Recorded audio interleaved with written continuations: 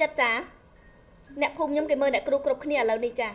អញ្ចឹងថ្ងៃនេះខ្ញុំនឹងមកចែកអ្វីថ្លៃជូនបងប្អូនថាហេតុអីមនុស្សលំដាប់ពិភពលោកត្រូវចេះសមាធិសមាធិមិនមែនគឺជាសាសនាផ្ដោតលើសាសនាណាមួយឯងមែនអត់សាសនាគ្រិស្តសាសនាអ៊ីស្លាមសាសនាអីក៏យើងអាចសមាធិបានដែរសមាធិដើម្បីអ្វីសមាធិដើម្បីឲ្យអ្នកក្មេងជាងវ័យអ្នកមានសុខភាពល្អបងប្អូនដឹងទេអ្នកម្ដាយខ្ញុំអូខេគាត់ព្រះពុទ្ធពេញចំទំហឹងហើយគាត់ថានៅពេលដែលគាត់ឈឺចុកដៃចុកជើងឬគាត់ឈឺក្បាលគាត់ទៅអង្គុយសមាធិអង្គុយរហូតដល់បាត់ឈឺចា Albert Einstein ចា Einstein គាត់អង្គុយសមាធិរហូតដល់បាត់ឈឺបងប្អូនដឹងអត់ម៉ែមួយថ្ងៃមុនណាកូនម៉ែរៀងឈឺខ្លួនឈឺឆ្អឹងឈឺប្រាណឈឺអត់ស្រួលខ្លួនគាត់ចាស់ហើយគាត់ហុកហើយម៉ែសមាធិកូនមួយថ្ងៃ3ដងបាត់ឈឹងសមាធិធ្វើឲ្យអ្នកមានសុខភាពល្អសមាធិធ្វើឲ្យផ្លូវចិត្តអ្នកផ្លូវកាយក៏ល្អផ្លូវចិត្តក៏ល្អ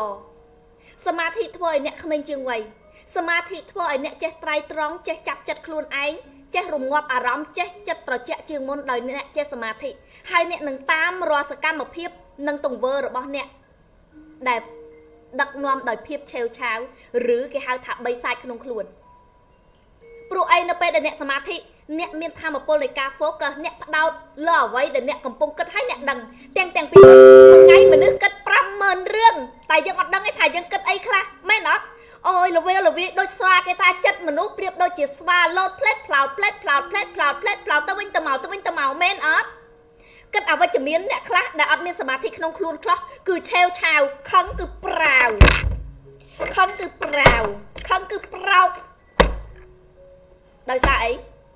យើងតាមអត់ទាន់ខ្លួនឯងហើយយើងអត់ដឹងថាទោសៈមោហៈមនុស្សពិបាកអីគេគឺអាទោសៈមោហៈក្នុងខ្លួននៅពេលដែលកើតហើយយើងអត់អាចរងាប់បានខឹងខុសខឹងខាតបងប្អូនដែរលឺទេខឹងកូនខ្ញុំខ្លះខឹងបោកទូរស័ព្ទម្ដង2 3គ្រឿងព្រោះអីគាត់ដែរសមាធិសោះតទៅពេលជាគ្នាវិញត្រូវគ្នាមួយប្តីវិញដឹកគ្នាទៅទិញទូរស័ព្ទបងប្អូនដែរទេពីមុនខ្ញុំអញ្ចឹងដែរចាអត់បានបោកអីធំដុំទេតែបើថានៅគៀនខ្លួនរបស់អីមានខ្ញុំប្រោកទាំងអស់